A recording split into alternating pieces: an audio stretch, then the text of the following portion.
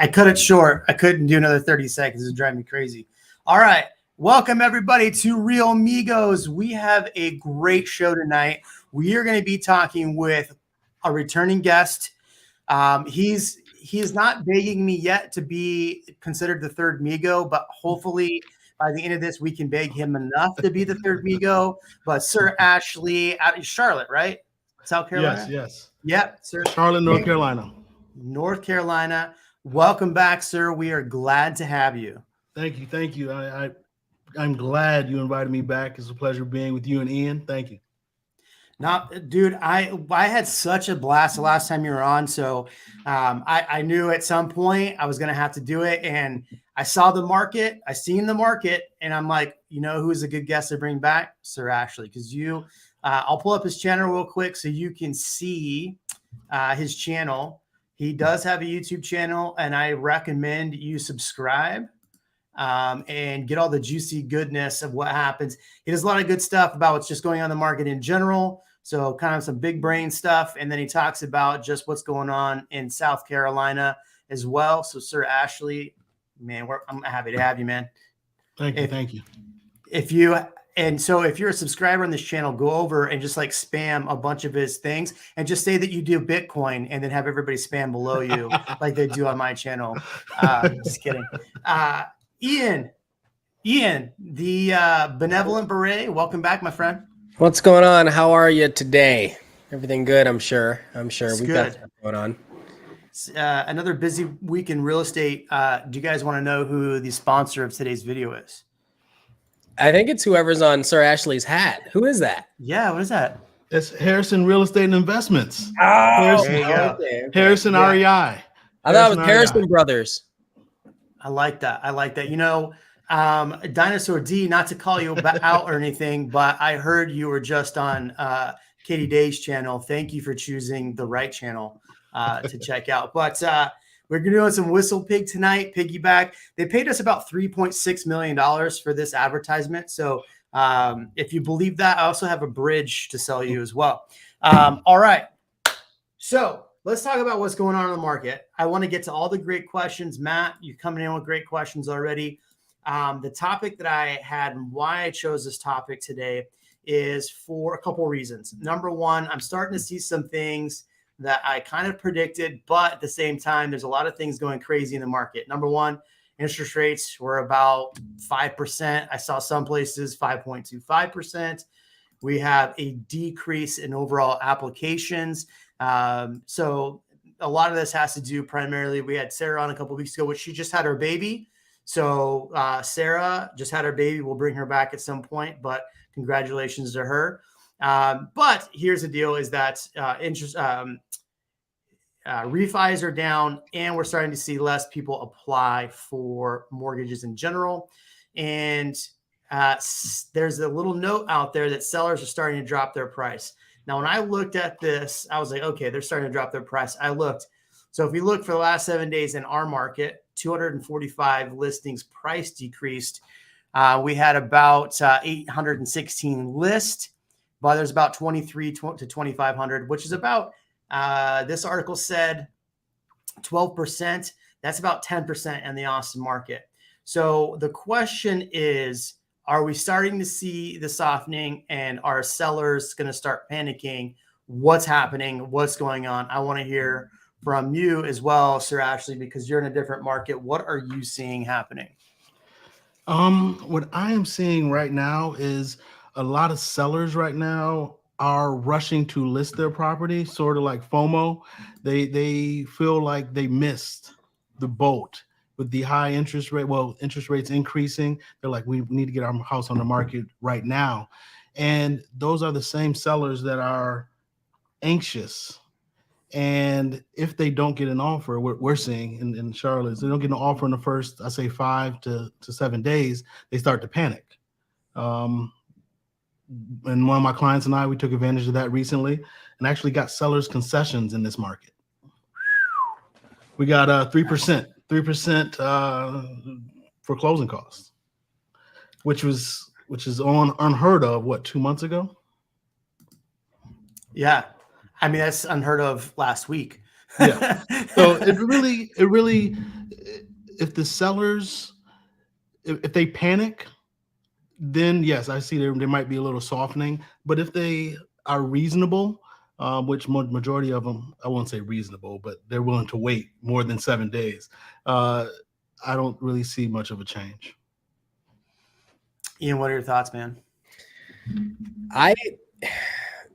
So I just shared a graph that shows close price, the median close price, and then the median days on market, right? So your blue bars are the days on market, how long they last. And this is 10 days, 4 days. So you see, and we kind of expect that around January, right? Where it takes a little bit longer for houses to sell. But look at the prices. And I just don't see this continuing to go at such a sharp incline. And here's why I'll say that. And we talked about this briefly beforehand, but when you have listings in the last year or so, we're expecting like 30 people to show up or to end up showing the house. And now it's like 6 people. Yeah. 4 people. And that's really starting to become a number that we're paying attention to. How many people are coming to see the house? But Jeremy, I remember you saying you actually have a different reason why you think that is. Yeah. So, real estate agents, we have, Facebook groups for the Austin market, right? If I get a listing that's coming up, I'll put it on there. If I have buyer needs, I'll put it on there. If I just want to say unpleasant things about a builder, I'll put it on there, which I have a whole channel for that. So I don't really need to do that, but it's just an example. So I noticed last weekend and then this weekend, a lot of agents saying, I'm not getting any showings. What's going on? I don't have any offers. And then today I saw agents, it's Tuesday. So Monday and today I've started seeing like people post like, hey, my listing didn't get any offers. It's this. Do you have any buyers for it? And so I think the seller was surprised and the agent was surprised. Now, I've kind of predicted this, and I've been saying this to sellers particularly, is that if you're pricing a property aggressively in this market and the first week it doesn't sell, just be a little patient. But just like what Sir Ashley just said, be a little patient. But if you're priced high, here's what's going to happen. And I'm not saying like aggressively high, but let's say a home is valued at $550 and you price it at $565, or let's say $1 million and you price it at 1.1, right? Because that's kind of comparison. Well, 1.1, if I would have paid 1.1 for that house yet, and that's $100,000 over list price, and it's at 1.1 now, I don't want to pay 1.2 for that house. And I think a lot of buyers are starting to go, look, interest rates are really high. I don't want to just write a crazy offer on a property unless I absolutely freaking love it. So I'm going to be a little more patient. I'm kind of in the same boat. We're looking for properties potentially outside of Circle C. And so Sir Ashley just moved. Congratulations, his new home office. Yeah. So, and my wife's upset with me because I'm being so picky. So what I think is happening is a lot of these listings are priced kind of at the top of where they should be priced. And so you're seeing a lot of buyers go, I don't want to go 50 grand higher. I don't want to go 100 grand higher. Even though there's so much demand, I think buyers are finally getting fatigued where they just don't want to be in the fight. And so I think if you're pricing your home, it's better to price it correctly versus saying, I want to get another 50 grand for it. Because I tell clients this all the time. If we price this property at about 99% of where we think it's going to list, we'll probably get 105 plus. If we price this house at 105%, we're going to get 95%. Because it's going to sit and sit and sit, and nobody wants to get a crazy multiple offer. I mean, what are your thoughts on that as far as what I'm seeing in the market?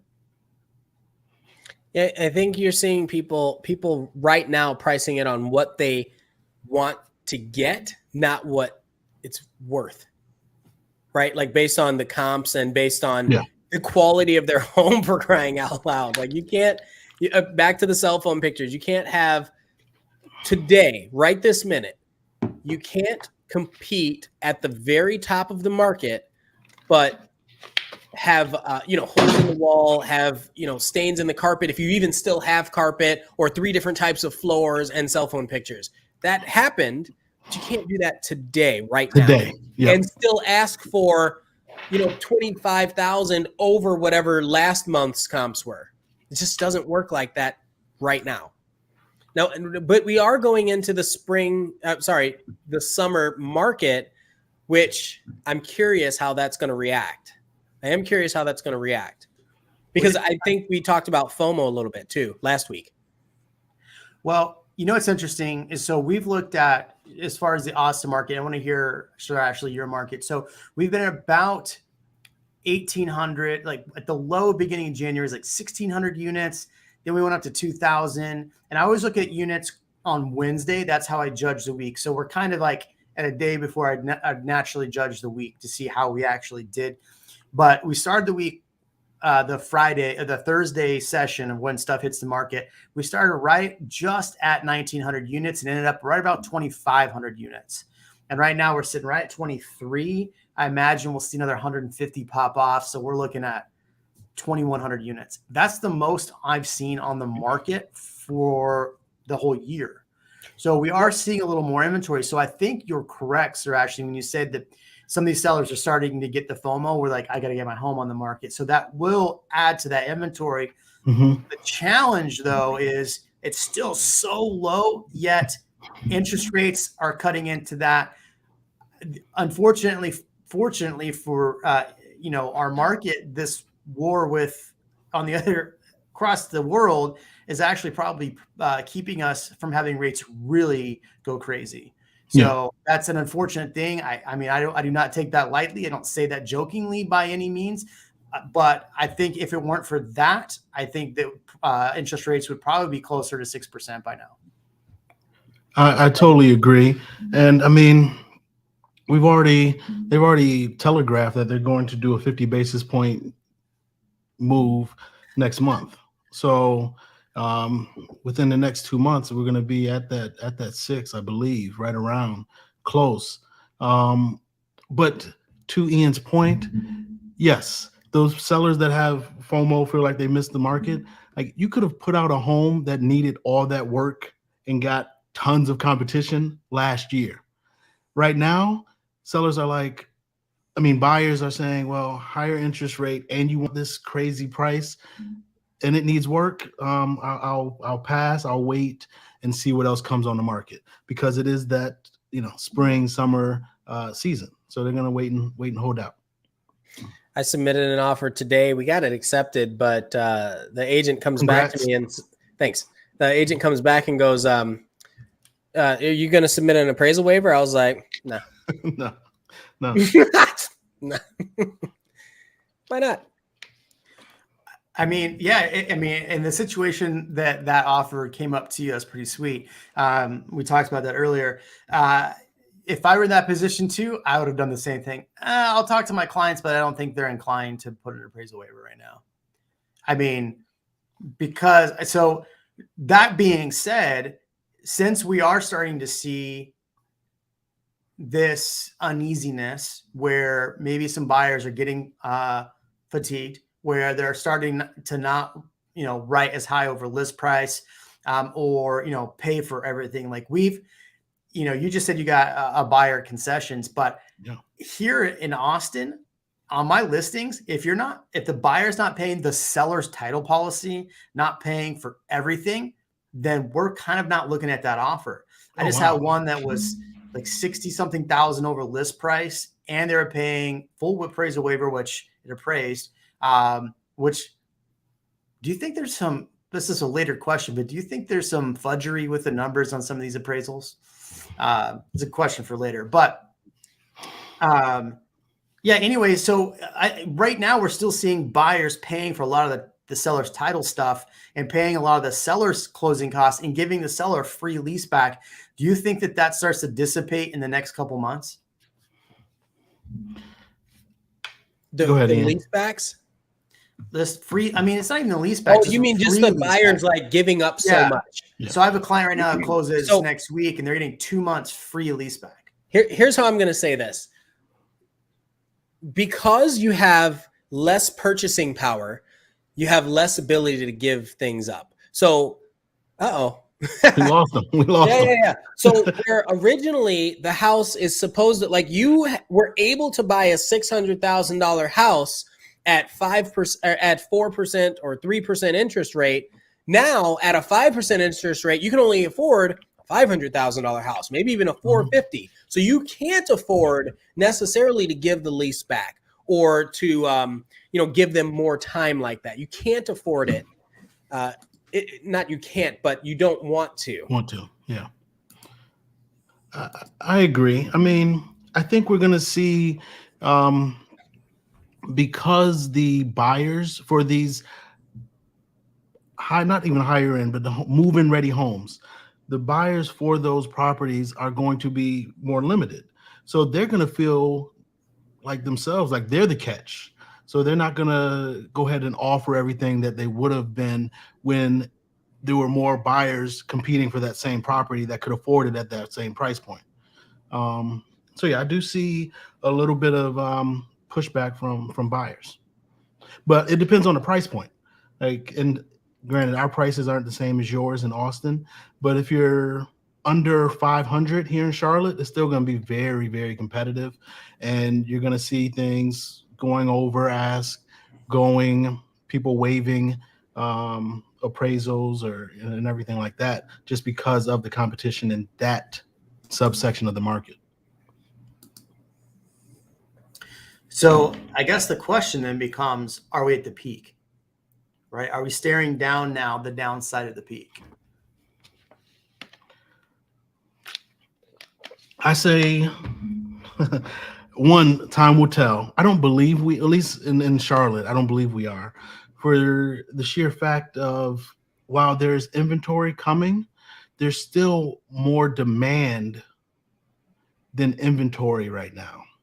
Yeah. So it really comes down to just the price point the property's in, and I say that's in the condition of the property, but I still see properties continue to go up, at least in my area. I don't know. I want to get your take on this for the Austin market. I can't say we're at the peak right now in Austin. I just don't think we're there yet. I think once the March numbers come out, which the March numbers should land Friday or so, when those numbers come out, you're going to see less sales from last year. Price will be higher for the Austin area. I imagine is probably going to push 570. The MSA is going to push 520. So it's just going to be crazy. People are going to go nuts for that. But I don't think the March numbers mean crap. Like, legitimately, I think the March numbers mean nothing, because I think what's the most important is the April numbers and what happens this month and next month. That will tell if we're at the top of or getting close to the top. Now, that said, getting close to the top, that doesn't mean, for me, it doesn't mean that we just start coming down the other side. What are your thoughts on that? If we are at the top, let's say theoretically we're at the top, are we going to start coming down? I'm going to agree with you. I'm going to jump in there and say I don't think that we're at the top, because just like you said, the cycle of real estate is starting to return to a little bit of normality. Also, so Austin as a city, they have, bond projects. I was just reading an article. They have bond projects from 2017 that they're going through, and there's still like 19 of them that they can't even complete due to supply. They don't know if they'll complete due to supply chain issues. So, and I've had multiple people's builds being pushed back 1, 2, 3 months, even now. Like, just getting this news now that people are still getting their dates pushed back. And I know I don't want to say it on this channel. I'm not going to say it out loud, but the pandemonium, there are other places in the world that are starting to go back, and I think, is it New York? Somebody correct me. Philadelphia just put on a mask mandate. We're getting right back on it. Yeah. Back on the pandemonium train. And it's like, okay, well, what would that do? I know Texas is just going to say, never mind, but what would that do to the rest of the country? No, the Carolinas are with Texas. They're going to be like, what you talking about? There's no pandemonium here. Yeah. Oh man. The pandemonium. Yeah, I mean, look, here's two things. I don't know what are the gas price? Do you have a gas tax in South Carolina? Yes, North and South Carolina, we do. Okay, is it as high as a gas tax you get like in California or New York? No. Okay, I know Texas does have a gas tax, but it's not in comparison to California. I think you see prolonged gas prices being this high for a while, and people and energy costs go up. Somebody made a good point up here. Who was it? About Dinosaur D coming in hot. With inflation, prices going up, still, demand will outplay supply. Great comment here. I think you start seeing a lot of those people that were on the fence or considering moving start saying, forget it, I'm leaving. And so they're going to keep going to places like Phoenix. They're going to keep going to places like Texas, especially since there's jobs. I would be okay if California started doing mandates again. I would be okay if New York did. That just means more people are going to be moving out again. People are going to be sick of it. I mean, right? I still think at some point, and I think we broached this subject a little bit a few weeks back, but at some point, enough people are going to vacate at some point where they're going to say, okay, well, I'm just going to wait for an opportunity to buy there again, even if it's as a second home or an investment opportunity, right? Or what are they? Snowbirds? Is that the thing? Snowbirds. Yeah. Yep. That's what we they get call them one. in We get Arizona. one nice snowstorm a year now, so that's what I mean. I saved a hummingbird today. He got caught in a spider web outside by the pool. I took the spider web off of him. I got him some water. I nursed him back to health right before the show. My wife called me a hero. You don't need to, but he's flying, or she is flying free in the world again. So sorry, weird, random thing. But Sir Ashley, you have a fan here, by the way. Christy says, good to see you. Yes, I responded. Thank you, Christy. I'm glad to be back. Oh, I have another thought. Tell me how you feel about this. Right now, builders are trying to trying to capitalize on their margins, right? They're trying to make as much profit as they can. What I think, instead of lowering prices, moving into the next few months, I think what you might start seeing is not just incentives. That's huge, trying to cut out other third-party professionals, if you will. So that's one. Bring everything in-house, and maybe even competing with lot sizes or something to that effect. Maybe, because they don't want to drop the price. If they already own the land, and that's a value that they can give that will get people to still pay that price. Nobody wants to give up any land, but I think that's one way they can do it without having to adjust the price. Because I also don't know how many of these houses that are new on the inventory are actually old houses that were under construction that were hit with an escalation clause. And those people dropped out, and so it's been on the market a week. I think there are a fair amount. I know I've seen a couple, but I think the other thing that you're going to run into too is some of these builders, they had to go to an inventory model. And I'm sure, Sir Ashley, did you see this happen where instead of selling to be built, they went to an inventory model, which means that we're just going to pre-spec everything out. In fact, I called a builder today, which I'm going to do a really cool video, totally hidden neighborhood. Nobody knows about it yet. I'm going to be the first one to do it. So you got to call me for all the details, but I'll put it out. But anyway, so they're pre-speccing everything out.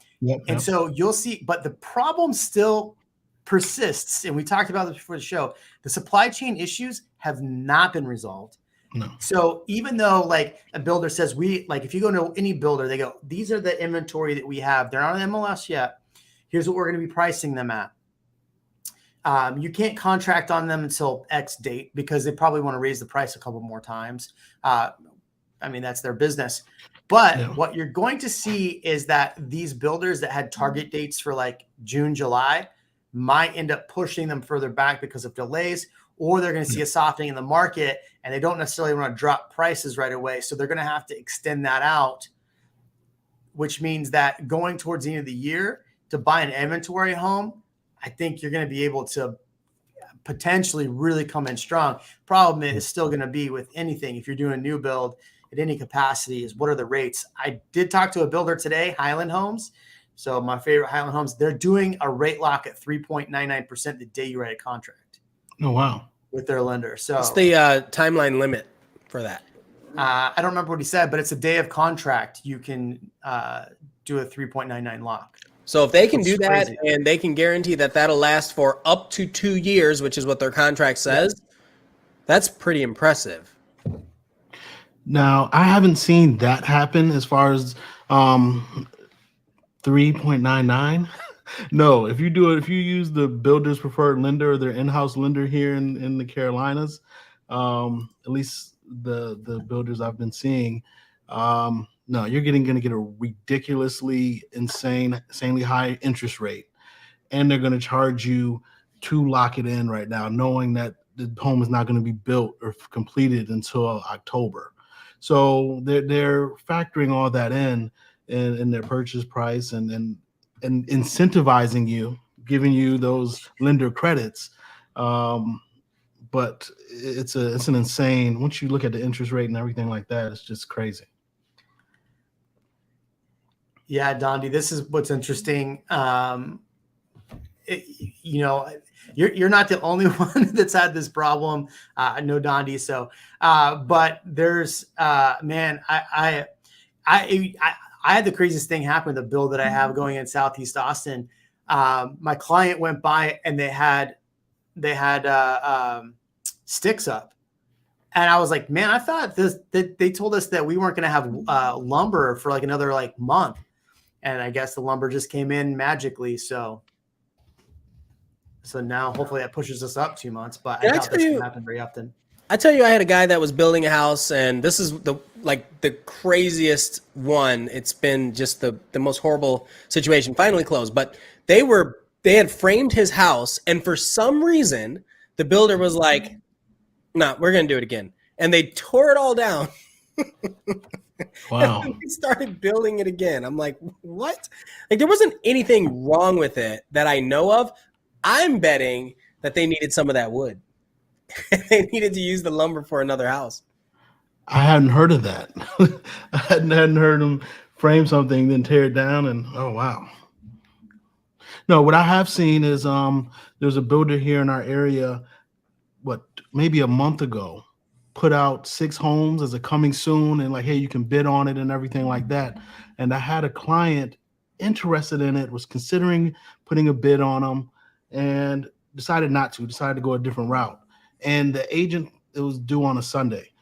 The agent called me on a Monday, like, hey, is your client still interested? We have some opportunities left. And I'm like, hey, send me what you got. Every single home was still available. So the 6 homes that they had for sale, all of them were still available. And we're able to, get it at the list price. They don't really negotiate out with new construction, only negotiate down until it's complete. So we're able to get it at the list price. That's good because, some of the builders out here are still doing bids. Yeah. But they're only they're only releasing like 2 properties on purpose that way. Look, if you can't build a property, right? If you can't even get a sub out to come out, then I understand, but they're still bidding stuff out. The guy that was on last week, Raj, he talked about is that one with a T is a terrible neighborhood. That was called high tax rate, something like that. I don't know. Yeah. Sorry, there's a neighborhood we don't say on this channel, which is kind of funny because I've actually sold homes in there. But anyway, all right. So let's move forward. So Ian, So I had incentives on here. So so you're saying that we'll probably see more incentives for new builds coming up June, July, August, September. So what I've learned with as many new builds that I've done is that they don't like dropping the price unless they have to, to get it off the market for tax purposes or so they can release those funds so that they can start their next development. There's always a reason, right? So I think incentives are going to start increasing. I think they're going to go back to paying real estate agents to do the work for them. It's not do the work for them. It's marketing, right? It's marketing dollars. That's what they're budgeting for. They were like, we don't have any marketing dollars, so.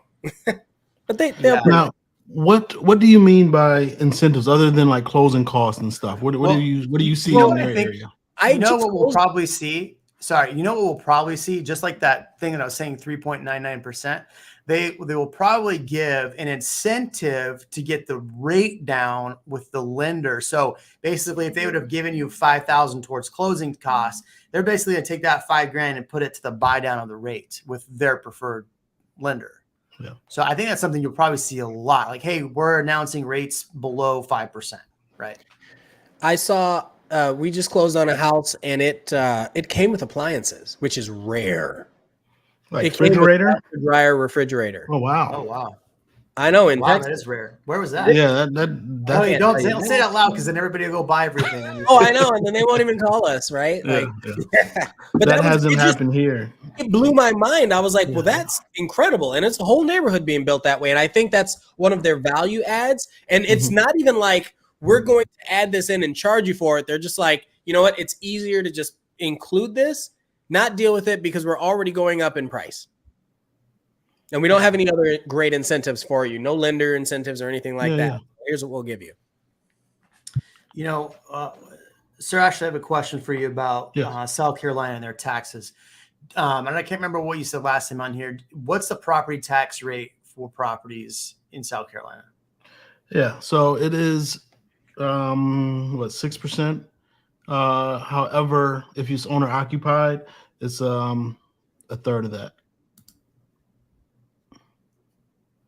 So, I mean, if it's owner occupied, it's a great property tax rate. But it starts when you start getting investment properties here in South Carolina. That's when you have to really run the numbers to make sure it cash flows properly. So basically, you have to try to rent it out for as high as you can. So that 6% really just gets pushed down to the renter, right? Most definitely. Most definitely. Because you don't buy an investment to lose money. No. I mean, I was about to throw a name out there. Only some people buy investments to lose money. So in Texas, what I think is going to happen. And so so do those valuations come out every year? So in Texas, every single year, your home gets reevaluated and they will raise the value of your home. And then those taxes kind of correlate to the tax dollars, what you pay, correlate to the price increase. So do they do the same thing there, or is you lock in once you buy it? No. So in North Carolina, it's every 8 years. And I'm trying to remember exactly. I'm looking it up, how often it is in South Carolina. But in North Carolina, you really have an 8-year buffer in there. And I live right on the border. You know why? You know why you have an 8-year buffer? Answer this. Is North Carolina one of those states where when you sell or buy a house, you have to pay a sales tax? Yes. Boom. That's why. That's a lot. That's a lot. You're paying a lot of money up front. Wow. I know. Texas is one of the few states that doesn't do that. Yeah, I guess I shouldn't complain about property taxes. And so the problem I think we're going to really run into, and especially in Austin, so Comal County, which is south of Austin, is kind of like between here and San Antonio.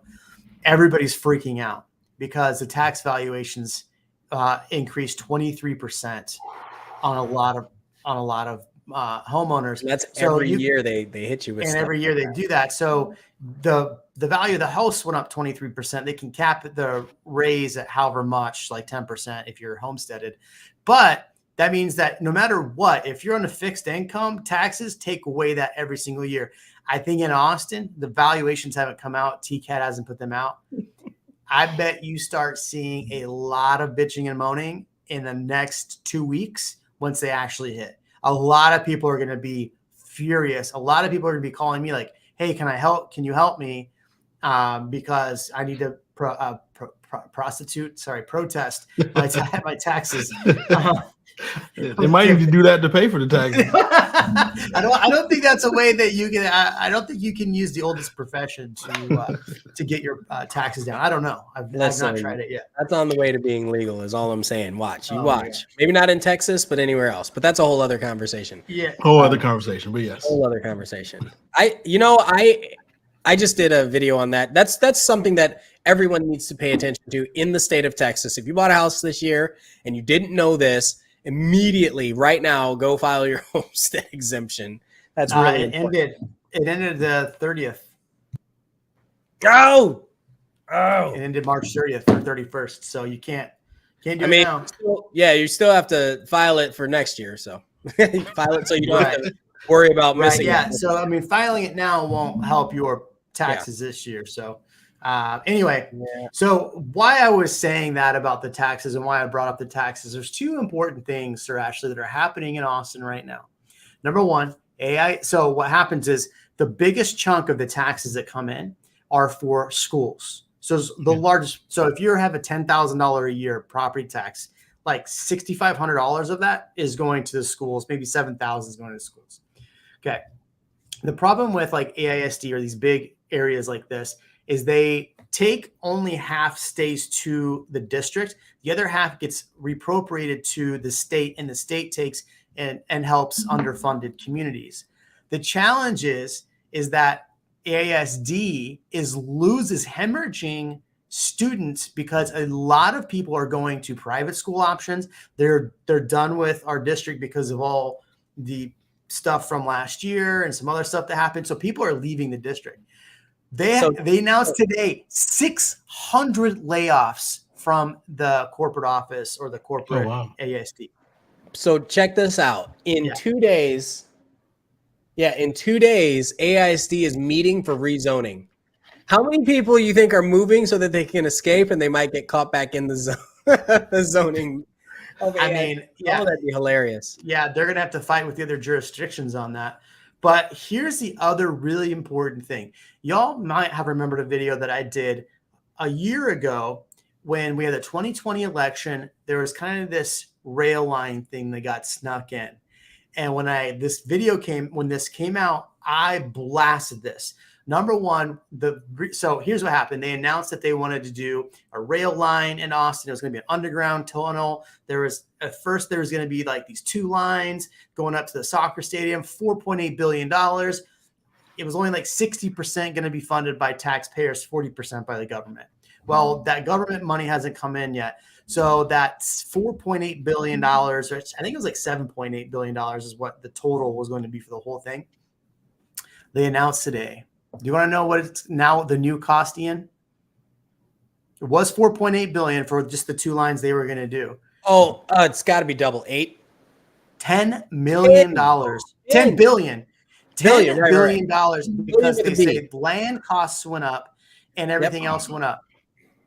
Who was the guy that called that? Anybody? I think it was Sir Ashley. Yeah, right. I think it was that other channel that does not get named on this channel. Yeah, so Prop A was such an abysmal thing. And so the way they sold it to voters, so this is how it's crazy. This is what I don't understand about Texas voting.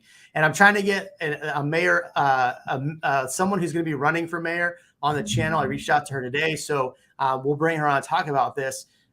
But with the way the tax dollars, so what was I going to say? So, how they did it. So the way they did it was they said, look, if your home is valued at $300,000, which at the time the median price was $450, right?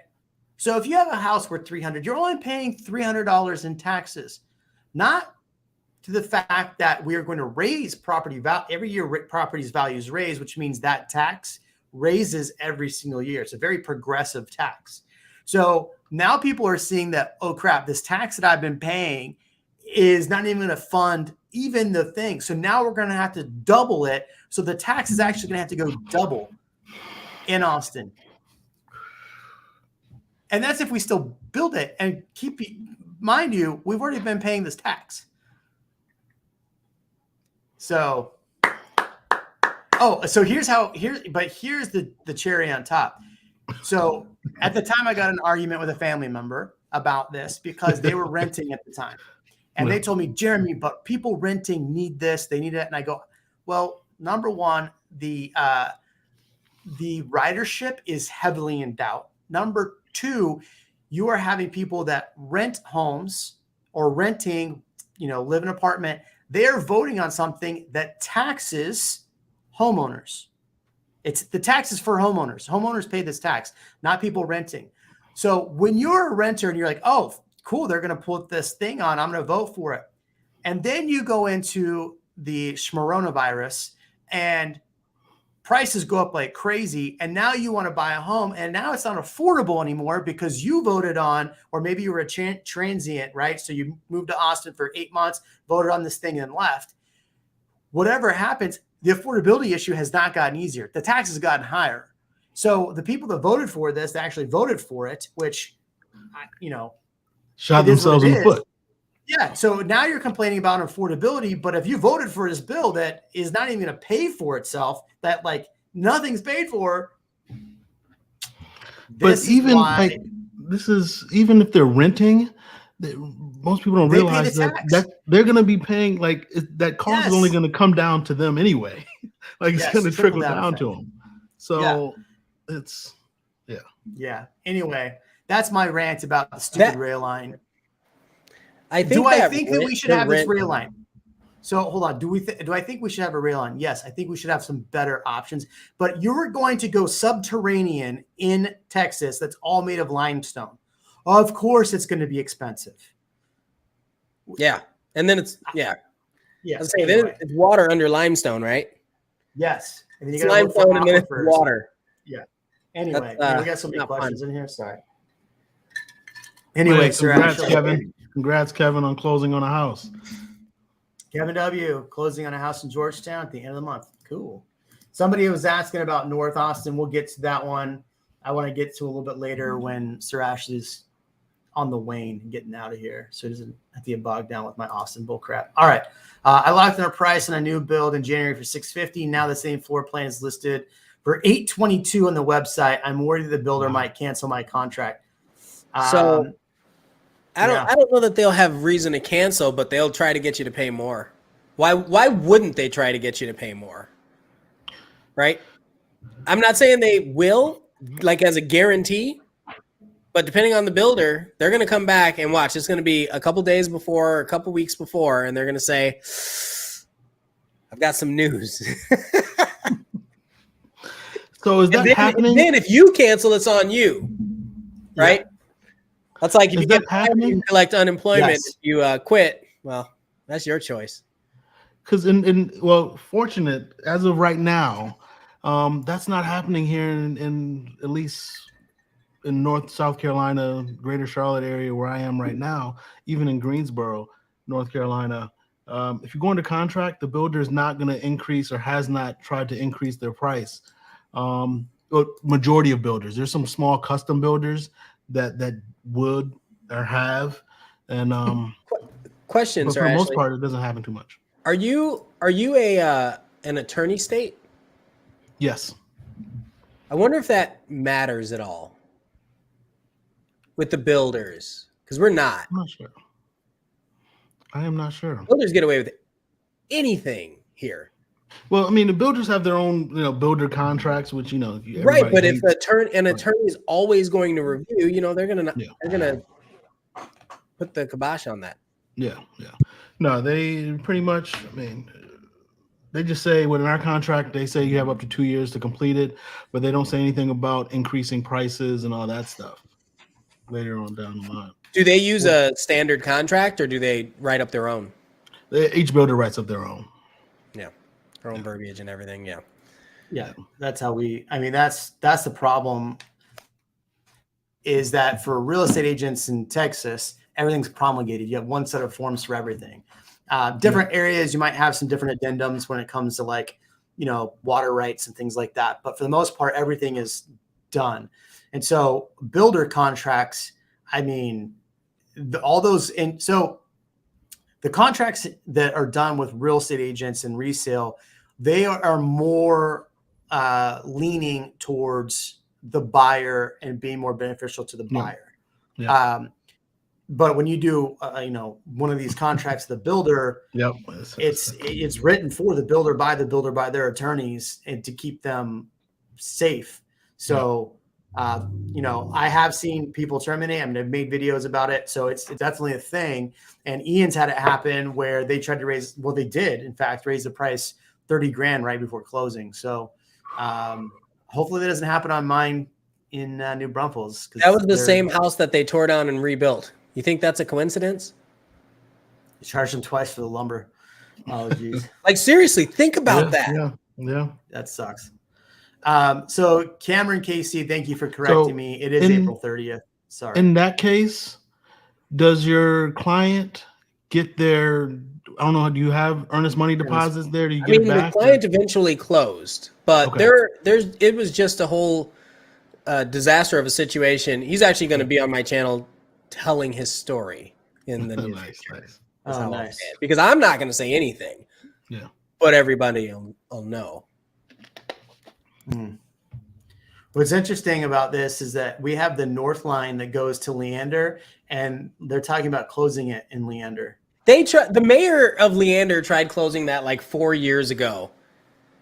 But it's like it's the only train that anybody uses.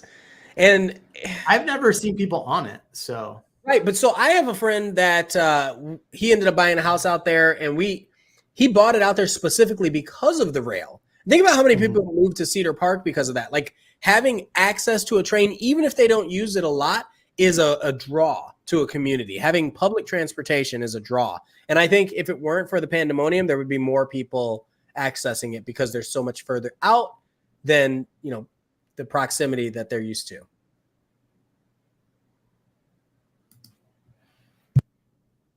Yeah, 5.25. That's probably what I saw, because I looked at the thing and it was 4.8, but then I saw a thing about 5.25. So just an FYI for anybody who's looking at loans and they want to spend more than $1 million, jumbo loan rates are low right now. Whoa. Then I should buy another house. That's what I'm saying. Jumbo rates are low right now. That's my lender was like, really? I'm going to have to call Sarah about that. I think you're spreading fake news. I'm not spreading fake news. Fine. Let's say, make sure you ask your local preferred lender. Yeah. If jumbo rates are lower, so here's the thing. Here's what I'm actually like. If the market does start slowing down and it is easier for buyers, I am excited for more VA buyers and FHA buyers to finally jump back in, because I have so many VA buyers that were going to buy at the beginning of the year. There was no inventory, so they automatically just got into this thing, and they're like, "Oh, I'm going to go buy a new build."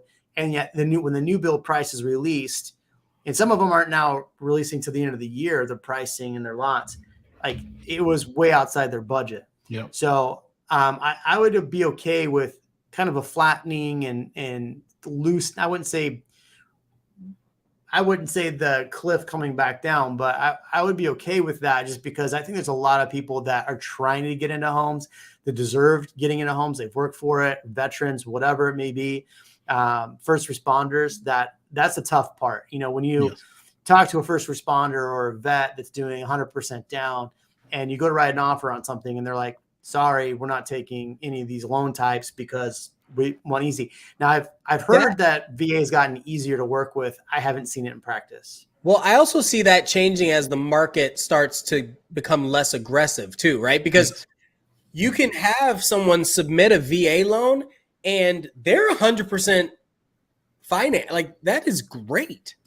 That's a guaranteed loan. They don't have to put any money. They have a fee, but it's nothing compared to any other FHA or conventional loan. So, I mean, it's other than them worrying about backing out, that's your only worry. But if your house is solid, or you get a pre-inspection, which isn't required in the state of Texas, and somewhere like California, it's required. Is it required in North Carolina to get a? No. And prior to the pandemonium, I would tell everybody, my clients, to get it pre-inspected, to know. But since the pandemonium, it's just like no need to. People are gonna buy it anyway. Yeah. So if you're straightforward with what it is that you're selling, your seller's disclosure is well documented, and you've got receipts for work and that kind of stuff, permits have been pulled, then I don't see people in a VA position backing out, because you're giving them everything, showing your card. I mean, I think the biggest problem with VA is with the appraisers that do the appraisals. That's the biggest problem I've seen with VAs. It's not necessarily that it take too long to close or anything like that. Have you seen the is it not median? Yeah, median age of all the appraisers in Texas? Don't get ageist on people now. Listen, isn't that the only class that's not protected? No, age In is real still a estate? protected class. No, because otherwise they wouldn't be able to say senior living community. You're allowed to. I'm pretty sure. My wife just took the broker's exam. Let me ask her. Brokers I'm pretty sure you can't. Are set to a different compliance set of rules. Huh. But even still. Okay, so anyway, what's the average age? Did you see it? I didn't say anything about the number. Well, what's the number then? I just don't think they're going to be around much longer, all of the current appraisers. They're more towards retirement age. Is that what you're saying? They're golden years, yes. They're sunset. I did see something today that people that are in retirement or just went into retirement, a lot of them, because of inflation, are having to come back into the workforce. So they're like, oh, good, more people back in the workforce. But, bro, if I'm 65 and I'm at retirement, having to come back in the workforce, I'm going to be pretty pissed. If you were an appraiser, you've been doing this for 20 years, you're retired. I'd be fishing. You're fishing. Okay, you go fishing and somebody calls you and says, hey, I'll pay you $3,000 for 30 minutes of work. Can you come do this appraisal right down the street? I mean, you would, right? I would. Most people would. I would. It's too easy money. I'm not saying that what they do is easy, but if you're already comfortable with it, you know what you're talking about, and it's nearby, and you can write your own check right now as an appraiser. Yeah. I don't know how it is. I'm not trying to get too off topic. It is about appraisals. I don't know how it is in Texas, but owners of color getting their homes appraised here and in the Carolinas have been coming in very lower than they should be. You know what? You know what pictures I would have in my house? I'm just going to stop there. I would have all the pictures in my house to make sure that appraiser had nothing else to say. So that's not necessarily a topic. So I've seen the big story of this, what this story was a while ago that I read was that you had people of color had got a low appraisal. So they got a new appraisal done and they took all the photos out and put a different family and it appraised at a higher value. So let me ask you, is a straightforward question. This is a guy who is totally oblivious to all of this, right? Is this something you actually have seen in practice? I've experienced it. You have. Do you mind sharing? My own home. Really? My own home. Yes. Came back at what 490 something, and he was comparing it to, and they list the comps. It was a 5-bedroom, almost 4,000 square foot home. He compared it to a 2,600 square foot home, 3-bedroom, and we had other property on the market comps that were smaller than mine, less bedrooms, didn't have a third floor, appraising and appraised and didn't have any issues. So it was just one of those things that you hear about it, and I've heard people complain in the Carolinas, and even I saw the article back. It was a couple of years ago, actually, in Florida, maybe a year ago. A Florida couple did that, and we ended up having to do the same thing. So we took down my daughters. We didn't have pictures of them, but 2 African-American girls, pictures and all that. We took all that down and got it redone. And lo and behold, it came back. So Came back let me right. ask you a question. What was the time frame between the first appraisal and the second appraisal? 2 weeks.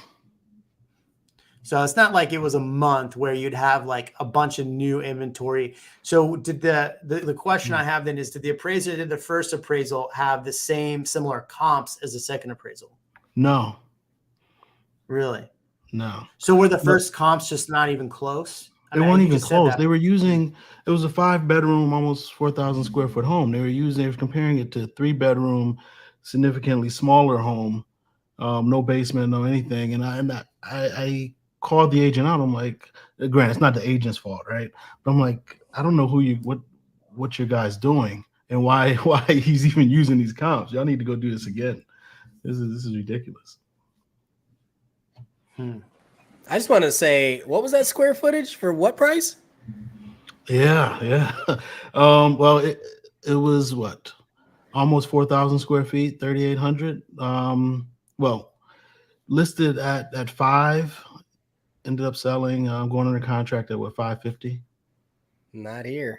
Not No, today. not there. No, Yeah. not there. Not you. So Yeah. this is like one of those things that I see, you back to the thing with appraisers is that not all appraisers are created equal, just like not all real estate agents are created equal. So I'm stuck between, is it just an incompetent person or is it somebody actually doing something nefarious? Like, that's where I'm like, I would want to know. Right. I do want to know, but is it just an incompetent person or does this person have a pattern of doing this? So that's why, because I've seen appraisals that I've seen the appraisal. I'm like, what the heck is this? Where did this come from? So let's flip the script. I actually had a client we listed at his house and he had certain political signs in his garage, right? Former POTUS, if you will. And we received some offers, and one of the buyers, when they finally showed up to the house and looked in the garage, they backed out. That house was flawless. There was nothing wrong with that house. Later, the agent said they saw some things they didn't really like. And I don't know if you're watching this and you're trying to buy a house and the other person's belongings are a reason why you don't buy the house. Unless it's let's say spiritual for you, then don't pass on a good opportunity because of that. That's just ridiculous. Well, I have seen, there was a house that they were actually had like a dungeon that they were like, this is like 2 years ago. They had marketed it with the dungeon and the accoutrement that goes in one's dungeon, and they actually put it on and I think the board made them take the photos down or something like that, but that's how the agent marketed it, as like a fun time downstairs. Fun time downstairs. Yeah. I mean, did I tell you about the one where there was a shrine in the middle of the house? I'm gonna. I can see it a lot in Austin. It was a Wiccan shrine in the middle of that. One of those. I don't see that a lot in Austin. So it was in a closet, and she was like, "Don't open that."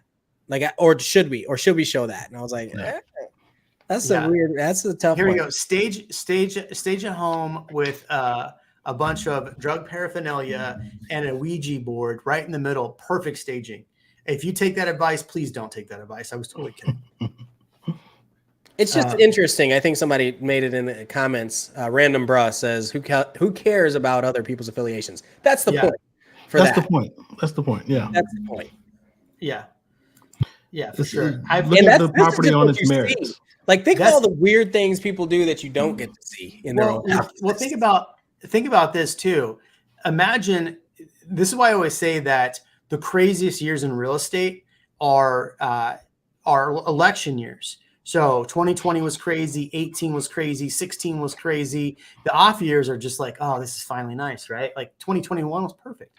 Not really, but the craziest part about that is like when you're driving up to a home and you see a home that has like 15 to 20 signs in their front yard, and you're looking at that next door neighbor, you're like, I'm not moving next to that crazy person. Because that many signs, like, okay, a couple signs are good, but 20 signs. I had a client literally pull up and they're like, no, I'm not living next to them. Sorry. Like, so it's like you almost kind of have to like, hey, neighbor, I know that you love your political affiliation. That's great, but can we just keep it to like one sign, two signs, So- just like in my household, and then let the crazy out. True story. It wasn't my neighbor, but I was listing a home a couple years ago, and the neighbor had all these signs out, and I politely went and knocked on the door and just asked, like, hey, it's in your best interest to remove these signs so we can get top dollar. And they did. Wow. For the nice. open house, they removed the signs and all that. So they saw the benefit. You had to make it so it benefited them, and they saw the benefit, how it would increase their property value and stuff. But no, it was I was concerned that it would scare people away from the open house and everything like that. Yeah. I mean, it would. I mean, if you have a line full of cars and then you have to like weave through somebody's yard that's got signs in it. So, Nelly, I appreciate the comment. I love how Jeremy can't believe appraisers are racist. Racism is real in real estate. I don't doubt that, but I've seen so many bad appraisers that I believe that it's a thing that happens. Absolutely. It's just not something I've experienced. I've worked with a lot of different clients in Austin. Every person imaginable I've worked with. And so I just hadn't seen it firsthand. But does it happen? I imagine it does. I mean, Sir Ashley's got a great story about it. So I appreciate the comment. All right. So Random Bruh has been asking about Northeast Austin area near Waste Management. Oh, I know exactly where that is. I have a friend that owns a ton of land over there. Can y'all talk about Northeast Austin area near Waste Management? So you have a bunch of different neighborhoods in there. Aren't they almost done with that, Ian? Aren't they almost done with that plant? Like that thing? Yeah, but there's still a lot of land. There's still a lot of land. There's tons of land, so there's tons of opportunity for growth. I think my question is it just specifically near Waste Management, the area, or are you trying to find out, like, is there still going to be growth? Are you trying to find out specific neighborhoods? Like, what's the plan here? Here's what you need to know. Here's an easy answer. If it's a new construction neighborhood, 80% of the time, the tax rate's going to be high, but you're going to get a lot of amenities that make up for it. There's your answer. I don't even know what the question is, but that's really important for a lot of people to know. So if you want to be near something that's growing, some nice new development, that's your trade-off. And then you have to look at the prices. Right. So Waste Management, I believe, let me just make sure. Yeah. So Waste Management has this whole land right here. My friend owns all of this land right here. So he's backed up next to it. Did I not? Oh, yeah. Can you not see it? I can. No, I can't see it either. Comments. Can you see it? Yeah. Anyway, so there's like 4 or 5 neighborhoods right next to it. Springdale Heights, Harris Branch, Bellhaven, Shady Lake Acres. There's a brand new DR Horton neighborhood right around the corner. So no, I don't think it's going to really affect it that much. So sorry, I thought my internet's slow right now. My question is, Applied Materials is doing a whole other. They just announced a whole other plant, didn't they? Yeah, it's in Hutto. Yep. Yeah, I think that's going to grow significantly, knowing that they're investing so much more money further east. So keep that in mind. my question is, with the new communities and subdivisions in your area, you said they're coming with a lot of amenities. Is that the case there? So we're doing a lot of live, work, play areas or master planned communities, right? Yeah. And so we have one, Easton Park. They started with, what was it, like 2,500 homes, and they just announced 12,000 more. Oh, wow. 12,000, maybe 20,000 more. Like, it was a ridiculous number, but it's also adjacent to Tesla, the Gigafactory, which employs another 12,000 people, and there's just lots of growth around there. So the idea there is you can go there, they'll have most of what you need, some of these communities also have it where you can get your shopping done, your nails done, live there, go to the movies, all in that section. So we have one called Mueller, we have one called The Domain, and we have a bunch of others that are under construction right now, all in almost every city and suburb around Austin.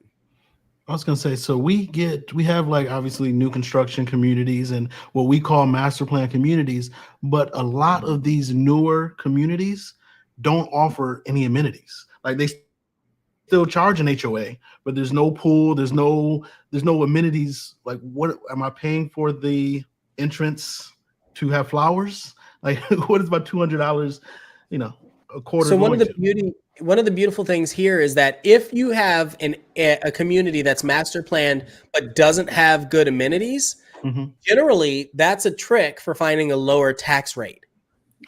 Okay. Here, lower property tax rate. Yeah. Right, because they're not paying to enhance the land around it. They're not getting development bonds or whatever. They're like, we'll build our houses and you can pay the standard school tax. Okay.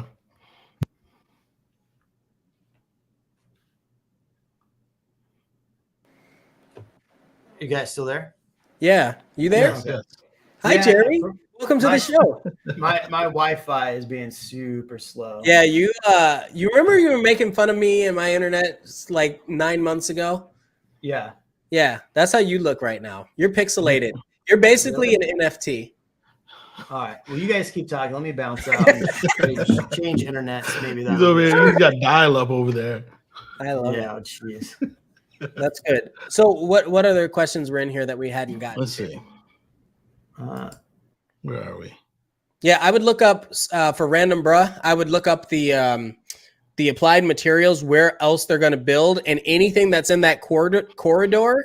Now, remember, this is a manufacturing job, so there's a cap to the salaries, right? But pay attention to that area because there's still going to be a fair amount of growth in between that corridor. I feel like there would be. Why wouldn't there be? And there's also an airport. Isn't Pflugerville Executive Airport's over there too?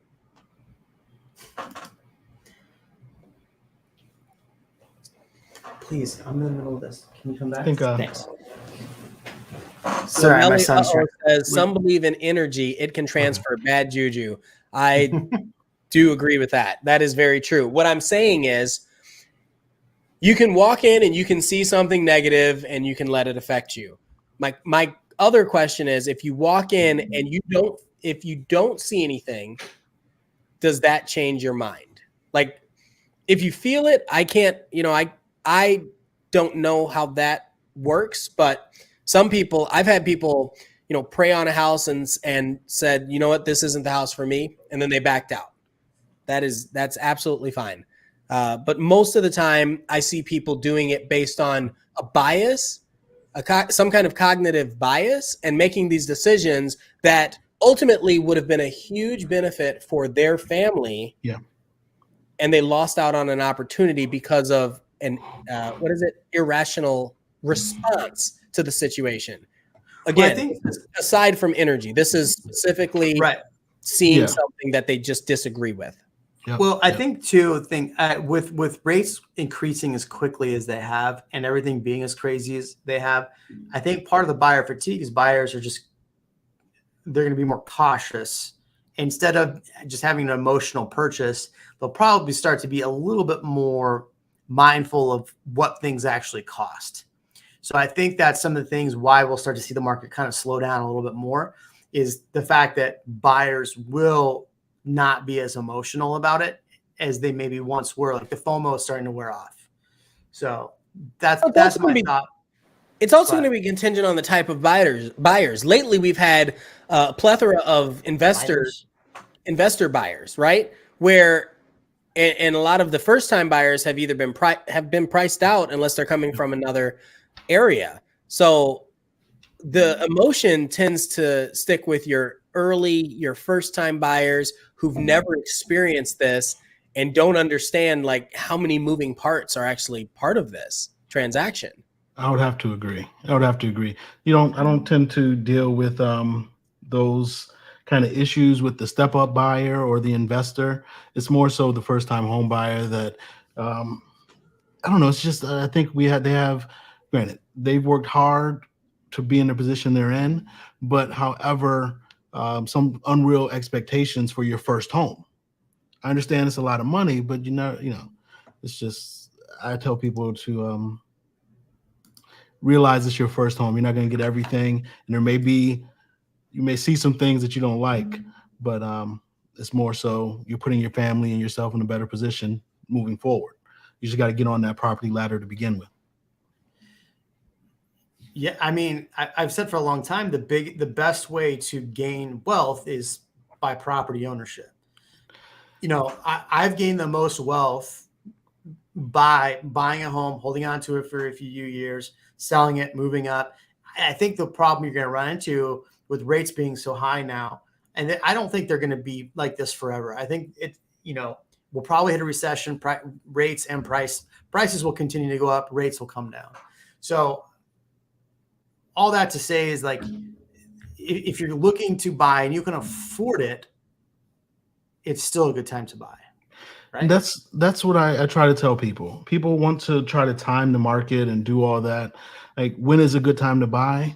It's when you are ready and can afford it. Yeah. Because you're going to have to pay for housing one way or another. And rent isn't going down.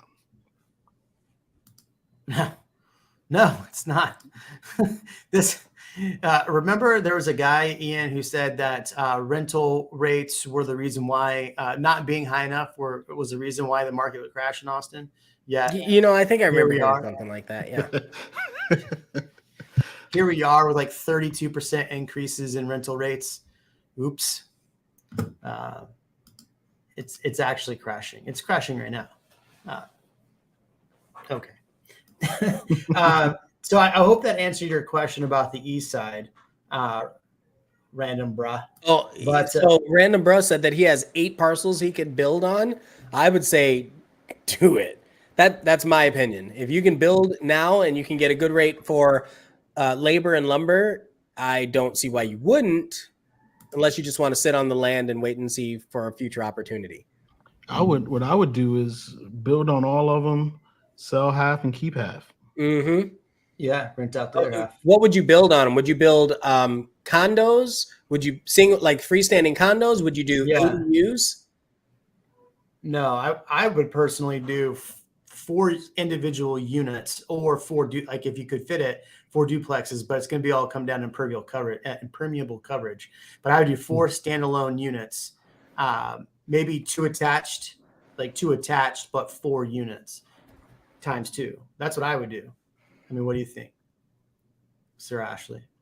No, I think so. Duplexes are big there. We don't really have too many duplexes here in North Carolina, South Carolina. We don't have too many newer, more recent duplexes. I mean, well, let me take a step back. In the 80s, there were a lot of duplexes that were built here. And those, once somebody grabs onto those, they do not let them go.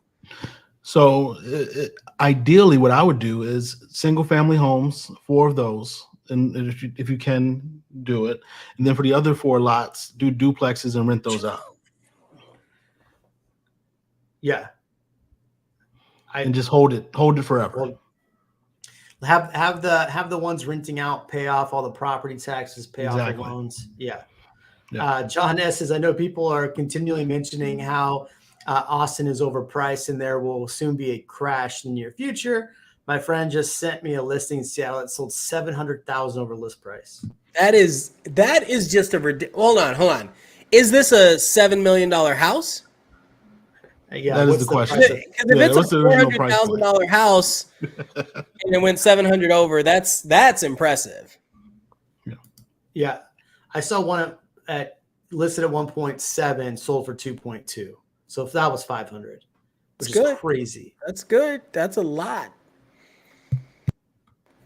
Yeah. Sorry, Ian, for spamming you. Oh, for the that's not a problem, man. It's good.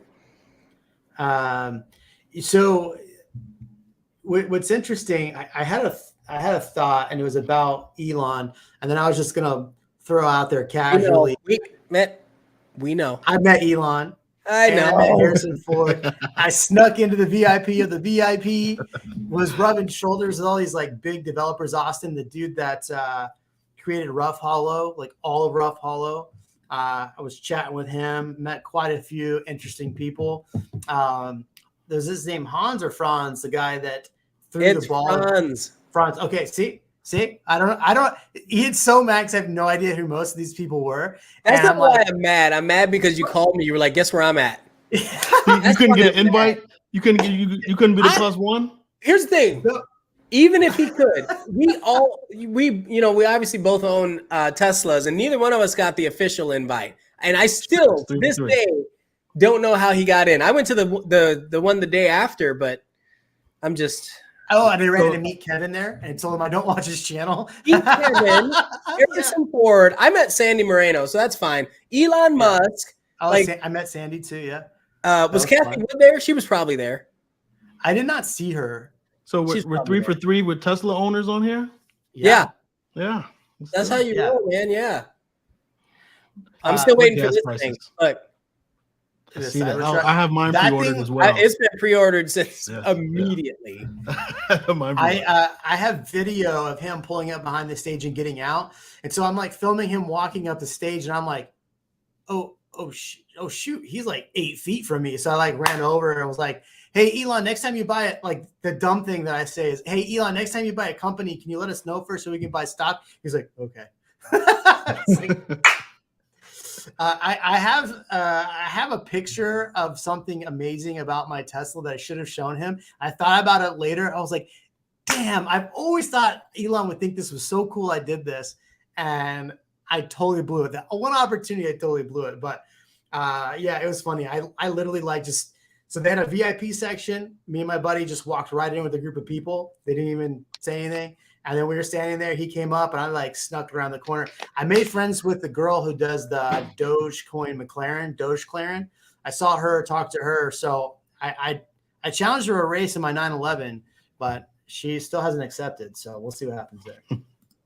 But yeah, I'm Hans and I'm Franz, and we're going to bump you up. That's pretty good. That's funny. Ooh, can we answer Kevin's question right above it? Kevin, Coventry. So I Coventry. can't say anything negative. I can't say anything negative about Coventry right now. If clients under contract, We're not saying anything negative, but Coventry was acquired by another company about 4 months ago, and that other company is horrendous. What's that other company, Ian? You'll find out when the guy comes on my channel and I interview him about his. Give us a letter or a color scheme.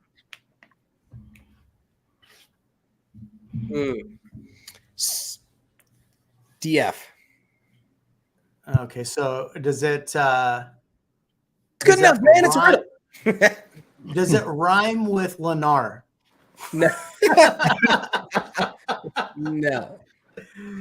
Oh man, I just closed one with Lennar that was So not fun. I think if you go and look at, specifically with Coventry, I think if you go and look at what's happened to a lot of these other companies when they get acquired. So you have Cal Atlantic, which was acquired by Lennar. Yep. You had Village Builders, which was acquired by Lennar. When that sort of thing happens, they tend to merge the brand, and when they merge the brand, they tend to dilute the future product. That's what I think, right? You end up having what is it, Guian and Gray Point. Those are the same builder, and when they do that, it's all the same cabinets, it's all the same. Oh, you are right. Across the board, they are the worst builder. and then they might have a tweak to the floor plan. It's like if you get into a nice Toyota and a medium end Lexus, a medium Lexus or even base, you're like, oh, that's the same. That's how it feels. Yeah. And then they put nice what do you call them, calipers on them, and then you're done. That's what they do. Quick aside. I really liked Cal Atlantic here in the Charlotte area. What? 4, 5, maybe 6 years ago. But since the acquisition, it's like since they got bought out by, so they went from Cal Atlantic. Oh no, they were Standard Pacific, then Standard. to Cal Atlantic, Never Pacific. then to starts with a B, right? Or am I thinking? Crap, what's the name of it? Village Builders. Yeah, Village Builders. And then they got bought out by Lennar, and they still kept the luxury brand name. And you have not, I just closed a $900,000 Lennar home.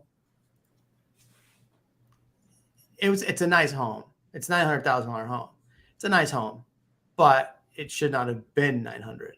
If that makes sense. Well, and then you have to think about things like, okay, if you need repairs after the fact, if you have to go get your warranty, you exercise your warranty rights or warrantable rights, like any of that sort of stuff, how does that play out? If you have to call customer service for whatever reason, how does that sort of stuff plays out? That's what I'm worried about during an acquisition. So all that to say, Coventry was acquired a few months back. I do not like who they were acquired by. I've had problems with that company. I just looked them up. Yeah. So Whisper Valley, I was super bullish on it 2 years ago. I was like, everybody buy this, buy this, buy this, buy this. Now I don't know. Now I'm like, everybody, can you afford this? Can you afford this? So here's the crazy. So this is why I was going to talk about Elon. So when I went to the opening, I kept running into people who are like, oh, we watch the channel. This guy was like, oh, I bought in Whisper Valley because of you. And my prices went up like crazy. Thank you so much. I'm going to buy an investment property to you. Like, awesome. Like, where were you when you bought the house? You should have called me. But anyway, regardless, they're like, I'm glad I listened to you because Whisper Valley has gone up. Like somebody said, like up to 800,000 is where prices are. So, so this is interesting. Whisper Valley being near enough. Whisper Valley being near enough to Tesla means that a lot of people will look to default there for a purchase because it's super green. It's not. It doesn't have the benefit of like the Newmark homes or wherever in Easton Park where they have the. It's not Newmark. It's whoever the developer is that has the Tesla roofs, the Tesla solar roofs, but it's still a net zero community. So it has a strong tie to sustainable energy, Tesla, blah, blah, blah, blah, blah. The question is, can the salaries for Tesla employees justify the price and the square footage you're getting for a Whisper Valley home? Because I remember seeing some 1,100 square foot homes for $700,000, thinking that am I hurt my heart. Something? But it used to be much less. They used to be able to get houses there for $250,000. And I was like, wait, why isn't anybody buying this? Do they not get it? As Google Fiber, it's a net zero home. What's happening? I should have bought an investment property out there when I could have. That hurt my heart. You said 1,100 square feet? Oh yeah. For how and much? no garages, right? Brookfield, yes. Brookfield. Thanks, Kevin. It was Brookfield. Brookfield has the Tesla solar roofs. I didn't want to say that. So going back to Lennar real quick. So Lennar is going through a big lawsuit. I was going to do a full video on this, but Lennar is going through a full lawsuit because they have a lot of people in the Onion Creek area and Bradshaw Crossing suing over faulty foundations. So yeah, right here. South Austin Development, Bradshaw Crossing. I like that neighborhood. It's a great neighborhood, but this is one thing. If you're going to buy out there, I highly recommend that you do a foundation inspection. I think that's anywhere southeast, period. For sure. You know, we were always doing the north-south versus. Yeah. Yeah, I mean, South Carolina is definitely better than North Carolina, right? I can't comment on that right now. I'm right on the border. I'll tell both. It depends on who's buying. Exactly. So I'm not gonna lie. I live in South Carolina now, but I do think South Carolina. I mean, I live in South Carolina now. I think North Carolina is a little better. Anybody that's watching this from my area, just disregard what I just said. Well, I can calmly say that South Austin's definitely better than North Austin, considering Tesla kind of building right on the middle So they didn't want to like take up sides with it, but the F1 track is south. So I noticed that John posted about the Whisper Valley houses. The comment I want to say about that is, are they homes that you can actually close on for that price? Because starting at and closing prices are vastly different.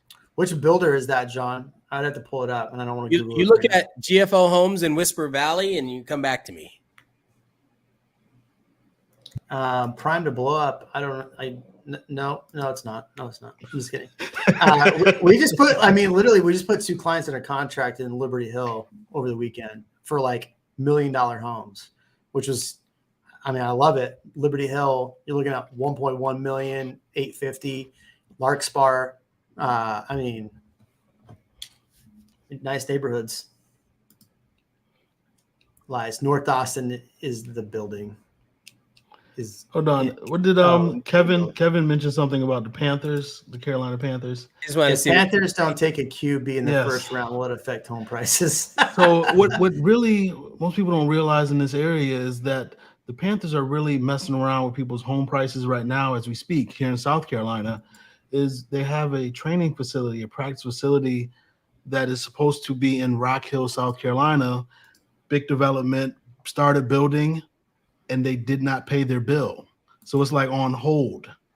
And they're scared. Well, the city and county scared that they're not going to continue building because there's a lot of attractions and businesses that came because the Panthers were supposed to be building their practice facility in South Carolina, although they play in North Carolina. So yeah, it will impact a lot of home prices if they don't get things right, whether it be QB or finish their practice facility. Interesting. Stupid Panthers. Are you a Panthers fan? I'm a Chiefs fan. I'm trying to work out the topography in my brain, but that's not. I don't think that's in one of the. No. So there's a little aside. I grew up in upstate New York. I'm from upstate New York, Buffalo Bill territory. We lost 4 straight Super Bowls. Joe Montana, Marcus Allen went to the Chiefs, 95-ish, and I was a Chiefs fan ever since. Chiefs fan ever since. Yep. Well, I don't want to tell anybody who's moving to Texas what my affiliations are, but go Niners. So there you go. I haven't looked at Liberty Hill, $1 million plus. Yes, there's a lot of $1 million plus in Liberty Hill now. But the crazy part is you can get $1 million plus and get crazy views. I think if you think about it, Ian, Liberty Hill is now the new Crystal Falls. And Absolutely. It is. Circle C is now the new Westlake, if you compare the two north and south. Because Circle C, everything that listed this weekend was 900 plus, 1.1. I was seeing stuff. I'm like, what the Circle C is blown up. Westlake still has prettier trees, and Crystal Falls still has prettier views. Yeah, but neither have the honey badger. Neither has the honey badger, and honey badger doesn't give a. It's funny. It's bringing up Jimmy G. I was I was searching for somebody famous's house the other day, and I saw Troy Tulowitzki bought a house on the lake. I was like, oh, that's cool. If you know Troy Tulowitzki is shortstop. I think it's shortstop, right? Anyway, all right, we're an hour and a half. Senor Sir Ashley, thank you so much for joining the Migos. We'll have to bring you back. Ian of Austin, handsome as ever. Thank you all. We'll catch you on the next one. Make sure you subscribe to Sir Ashley's channel if you haven't. Spam the heck out of him. Give him all the good comments, all the good likes.